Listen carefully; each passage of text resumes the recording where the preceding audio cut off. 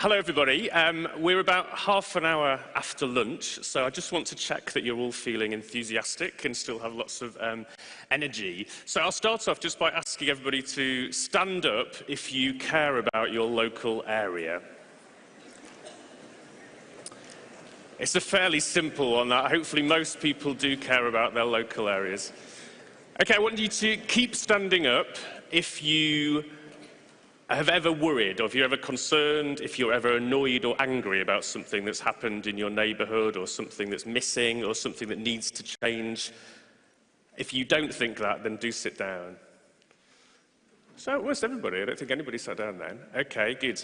Now, the real test, I want you to remain standing if you've taken positive action to actually do something about that thing which has really annoyed you, has been a barrier, has been a problem. Or sit down if you haven't. Be honest. Yeah, so you can tell there. Thank you very much. Everyone can sit down. You can tell from the way that people were sheepishly shuffling and trying to sit down that a lot of us care about our neighbourhoods, a lot of us care about what happens around us, but getting that motivation to actually do something about it is sometimes a bit of a challenge, and that really is what I'm going to spend some time talking about. I'll give you a little bit of information about my organisation, Locality, how we work with communities, and then focus on two areas in particular: how we support local communities to deliver services locally, and how we support communities to take ownership of buildings, land and other assets too. So a little bit about Locality. We describe ourselves as the national network across the UK for ambitious and enterprising community-led organisations. So we think, if there are people down here who are really, really moaning about what happens in their local neighbourhood, they grumble, they're really unhappy, we like to represent the people up here who actually want to take positive action and take control of doing things themselves. We have just under 600, actually, community organisations across our membership, and around 200 other organisations who support our aim. So they might be local government organisations or individual consultants. We have a mission that we want to create a network of really great learning and sharing between those organisations, that we then provide a strong collective voice on behalf of our members, and so we can put in place services so that every neighbourhood can be a neighbourhood that thrives. However much the circumstances, however the poverty levels are, every neighbourhood we think can improve and be better than it is. And we, as a national organisation, we're a national charity, we're a national membership organisation. Our main goal is to help those organisations, to help people who have got that little idea, they've got that bit of motivation in a neighbourhood. Let's band together with other people in your local area, let's get something going, let's see if we can start to deliver services and take control over things that are happening in our place.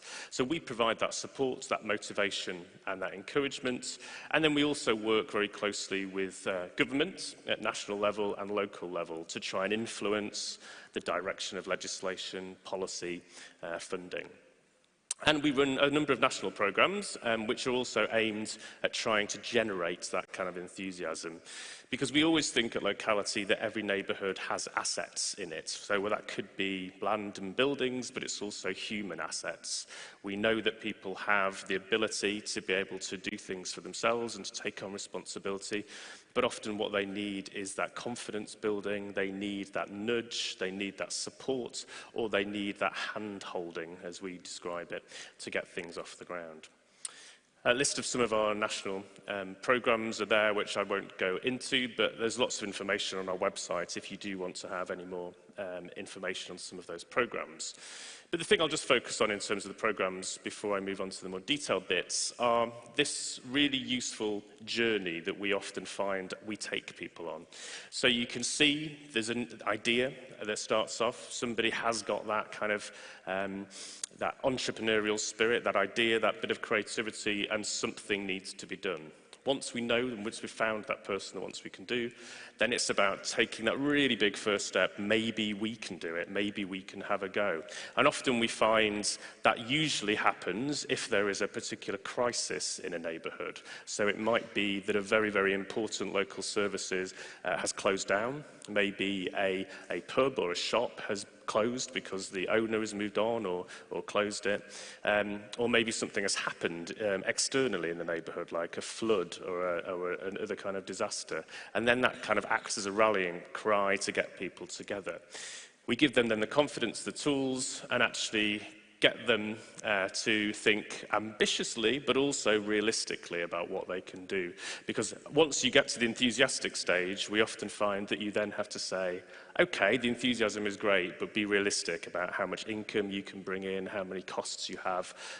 For example, taking on a building is a huge undertaking. You've got to think about all of the different legal, financial pressures that you have. But then once you've got that, you can get that sense of we did it. We as the community have taken on more responsibility.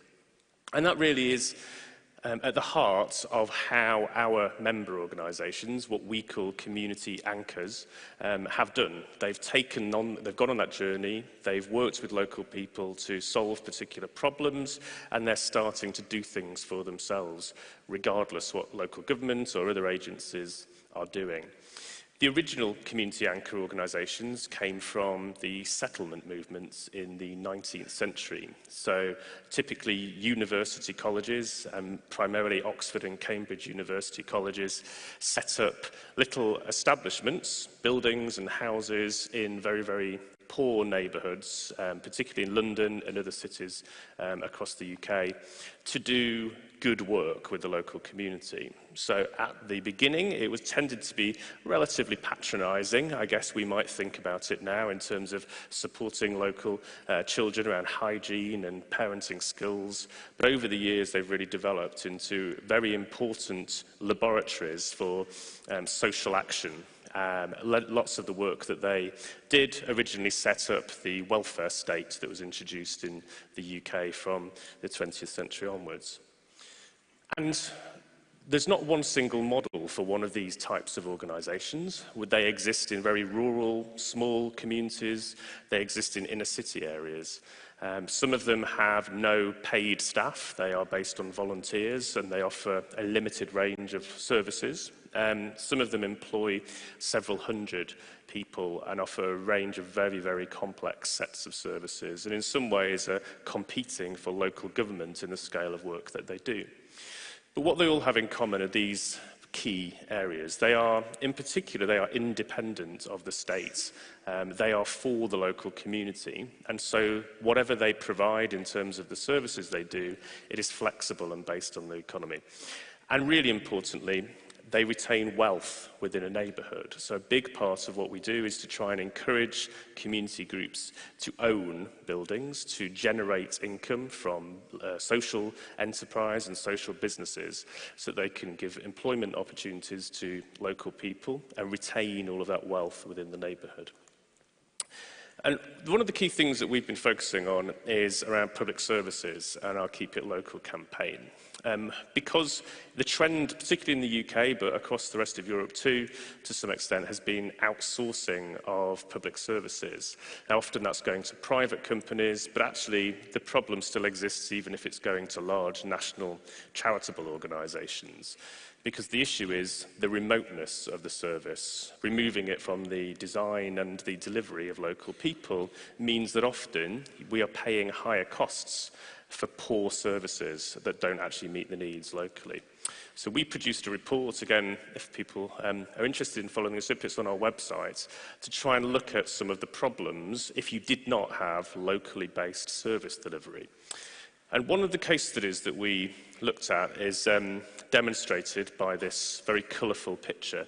If you can't see this, this is an analysis done of all of the different interventions, the points of contact between one family and various agencies of local government. And each individual post-it notes, each individual square piece of paper is one intervention. And the colours are different agencies, so 5 total agencies. And it goes along the line there by year. So you can see there were a few limited interventions, and then it just snowballed and snowballed as it went across. What the family actually were asking for at the beginning was that the mother had low-level mental health problems, the children had behavioural problems, and she just needed a bit of help, a bit of support. Because often that she wasn't regarded as being in crisis or bad enough to need intervention, that meant that she didn't get any support. She was referred on to the next agency to see whether they could provide any support. And it went on a long, long years of people passing the case on from different agencies. She never got the support that she needed, and meanwhile, all the problems in her family escalated and escalated and escalated, this proving to a really poor outcome. The difference is with one of our member organisations, you come in, you talk about what you need, what your problem is, and local people who work in that centre start to provide that support directly without having very, very formal, bureaucratic and isolating services, which are in many ways designed to say, no, you can't have this service support. It's just a different way of looking at things. This is another case study in the reports which showed the blue line there. This was for a different case, a woman who'd been suffering from domestic abuse and had a variety of other substance misuse problems. What she was actually asking for in terms of support, if it had been provided, is the blue line there. So relatively steady, but she needed some support. What was actually provided to her, because she kept being told to come back, she kept being reassessed, and then her problems got worse and more acute, was the red line. So ultimately, it cost more money to not help her than it would have done to help her.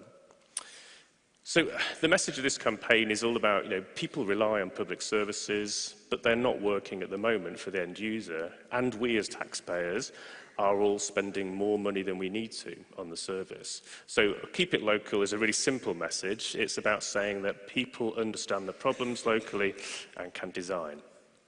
The case study here, just very quickly, is one of our members, Equal Lives, really exemplifies this approach. They were set up by a group of disabled people within the contracts that they manage design and run their own services based on what people need. They typically have 30 to 50% cheaper costs than the statutory agencies that went before them. And actually, for the past several years, they've returned money at the end of the year back to the local governments because they haven't needed it all, because they've managed it so efficiently. So it's a really, really clear story. The other way in which we support community organisations get more power and are able to influence what's happened locally are community assets. So I've mentioned the fact that we try and encourage and support our members to take hold of buildings and land. So it could be old local government land and properties that no one needs. It could be slightly more interesting things like leisure facilities, swimming pool, and I've got an example of one. And increasingly, we're finding communities owning their own energy, so wind turbines and other things like that. It means that they have control over key things that affect their lives, and it brings in income for them. And the two examples, this one in Hastings, which is on the south coast of England, there was a pier, which was a well-loved community facility for many, many decades, but it had been neglected by private landlords and actually then was destroyed in a fire in 2010. The local community, having watched this neglect for many, many years, finally decided to say, right, we're going to take action on this. We're going to come together, we're going to form an organisation and actually try and get a hold of it ourselves. So they managed to successfully, it took them a long time, but they influenced, they managed to get the local government to give them powers to take on the ownership. They issued shares, so a community shares issue where they got lots of local people to invest small amounts of money, which gave them enough capital to then start to refurbish it. And it's just opened in the last few months, a really successful story and well loved and now back in community hands. Another one, a really great example, this one is Bramley Baths, which is in Leeds in the north of England. This is a classic example where the local council just could not run a facility which was well loved by the local community. It was forever making a loss. The local council decided that they could no longer afford to keep it open, and they said they were going to close it. A community group started up with our support, and we came up with a business plan which actually said, yes, we can take this on. In the first year of operating in community ownership, it made a profit, and they were able to improve the range of services and the opening hours for the local group. So it just shows you that the community can do things with a bit of creativity. So just two inspiring examples to leave you with on the assets thing. It's really important, because this conference is about creativity, to say it's not just a theory. If you've got the power, if you've got the ambition, if you've got the entrepreneurial spirit, and you've got the right support, then anything is possible. Thank you.